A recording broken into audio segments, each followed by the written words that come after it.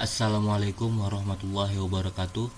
Saya Fadilah Hanafi Abdul Ghani ingin mempresentasikan kritik terjemahan cerita anak.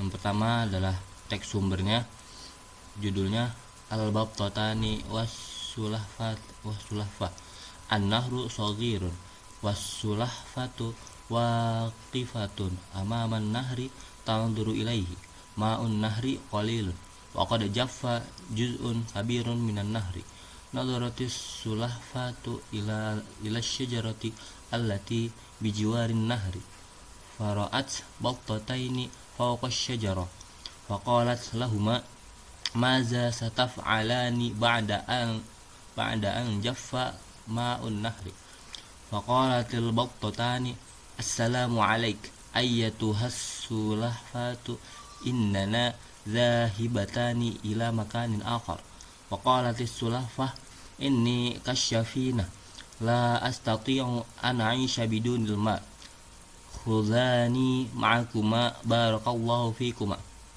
waqalatil battatan sanahmiluka ma'ana iqbili ala wasti hadzal ghusni bifamik wa sanatiru bik fil jaw wa iyyaki in sami'ti an-nasa yatakallamuna an taruddi alaihim nadhara an-nasu wa qalu syai'un ajib battatani tahmilani sulahfa falamma sami'at as-sulahfatu dhalik fatahat fahama wa qalat a'mallahu a'yunakum ayyuhan nas falamma fatahat fahama wa qa'at 'alal ardi wa matat. Ini adalah terjemahan asli yang dari webnya, yaitu suatu hari di sebuah sungai kecil ada seekor kura-kura sedang berdiri di depan sungai sedang melihat ke arah sungai. Sedangkan air sungai sangat kecil, bahkan sebagian besar dari sungai itu mengering. Kura-kura itu melihat ke arah pohon yang berada di samping sungai kecil. Ia pun melihat 2 ekor angsa sedang bertengger di atas pohon. Lalu si kura-kura berkata kepada kedua angsa tadi, apa yang akan kalian berdua lakukan setelah air sungai mengering? Lalu 2 ekor angsa itu pun berkata, assalamualaikum wahai kura-kura, kami berdua mau pergi ke tempat lain. Lantas si kura-kura berkata kepada mereka, saya ini laksana sebuah perahu yang tidak akan bisa hidup tanpa air. Tolong bawa saya ikut bersama kalian berdua. Semoga Allah memberkati kalian. 2 ekor angsa tadi pun menjawab, baiklah, kami berdua akan membawamu. Silahkan kamu gigit di tengah ranting pohon ini dengan gigimu. Lalu nanti kami akan terbang dengan menggigit 2 sisi ranting pohon ini di udara. Namun kamu harus hati-hati. Jangan sekali-kali kamu berbicara satu kata pun jika ada orang yang berkomentar melihat kita nanti, meskipun mereka pun terbang. Manusia pun melihat kejadian aneh itu. Mereka pun berkata, sungguh aneh, ada 2 angsa membawa seekor kura-kura dengan diterbangkan. Lalu ketika si kura-kura mendengar komentar manusia yang melihatnya tadi, ia pun muka mulutnya lantas berkata, semoga Allah membuat mata-mata kalian buta wahai manusia. Lalu ketika ia berbicara, ia pun jatuh ke tanah dan mati. Berikut adalah kritik dari terjemahan tadi. Yang pertama dari segi interferensi struktural, beberapa kalimat dalam terjemahan tersebut itu masih menunjukkan pola sintaksis Arab yang diterjemahkan secara langsung, seperti ada seekor kura-kura sedang berdiri di depan sungai sedang melihat ke arah sungai.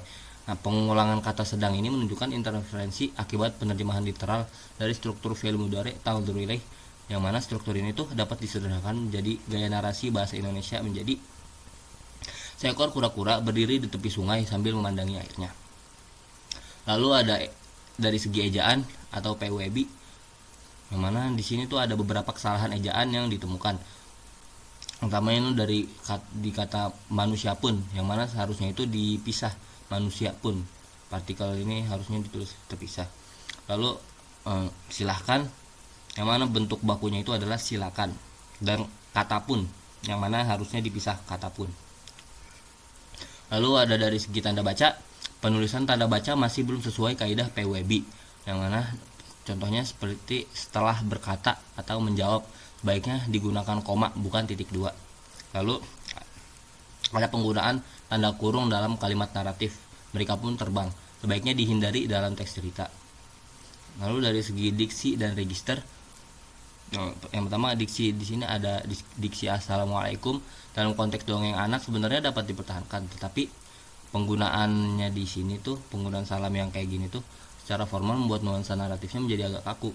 Untuk gaya sastra anak-anak dapat diganti dengan bentuk narasi tidak langsung, seperti contohnya salam untukmu wahai kura-kura. Lalu dari segi kesepadanan makna, beberapa bagian terjemahan ini di sini tuh tidak tepat secara semantik. Contohnya pada kata ma'un nahri qalilun, yang mana diterjemahkan air sungai sangat kecil, padahal yang dimaksud itu air sungainya sedikit. Lalu ada kata ini kasyafina, yang mana diterjemahkannya itu saya ini laksana sebuah perahu. Nah, dalam konteks naratif anak lebih sesuainya itu aku seperti perahu yang tak bisa hidup tanpa air. Lalu dari segi kohesi dan koherensi, di sini penggunaan konjungsi lalu dan sedangkan di dalam terjemahan yang tadi itu terlalu berulang sehingga alur cerita terasa tersendat. Sebaiknya variasi kata sambung digunakan, misalnya kemudian, setelah itu, sementara itu, untuk meningkatkan kelancaran narasi. Nah, ini adalah revisi terjemahan yang disarankan, yaitu di sebuah sungai kecil, seekor kura-kura berdiri di tepinya sambil memandangi air yang mulai surut. Bagian besar sungai itu telah mengering. Ia menatap pohon di pinggir sungai dan melihat 2 ekor angsa bertengger di dahan. Apa yang akan kalian lakukan setelah air sungai ini kering? Tanya kura-kura. Kedua angsa menjawab, salam untukmu wahai kura-kura. Kami akan terbang ke tempat lain. Kura-kura berkata, aku seperti perahu yang tak dapat hidup tanpa air. Bawalah aku bersama kalian, semoga Allah memberkati kalian. Baiklah, jawab angsa. Gigitlah bagian tengah ranting ini kuat-kuat dengan mulutmu. Kami akan menggigit kedua ujungnya dan terbang bersamamu di udara. Tapi hati-hatilah, jangan sekalipun berbicara jika mendengar orang-orang berkata sesuatu. Mereka pun terbang membawa kura-kura. Orang-orang yang melihatnya kagum. Lihat, 2 angsa membawa seekor kura-kura, sungguh menakjubkan. Mendengar itu, kura-kura tak tahan dan berkata, semoga Allah membutakan mata kalian. Begitu ia membuka mulutnya, ia jatuh ke tanah dan mati. Kesimpulan kritik terjemahan ini tuh menunjukkan bahwa yang pertama, interferensi struktur Arab dari terjemahan yang tadi itu masih tampak pada beberapa pola kalimat. Terus beberapa ejaan dan tanda baca belum mengikuti kaidah PWB. Terus ada pemilihan diksi dan variasi konjungsi yang perlu diperhalus agar sesuai dengan gaya dongeng anak-anak, dan ada kesalahan semantik pada perasa seperti air sungai sangat kecil yang menurunkan akurasi makna.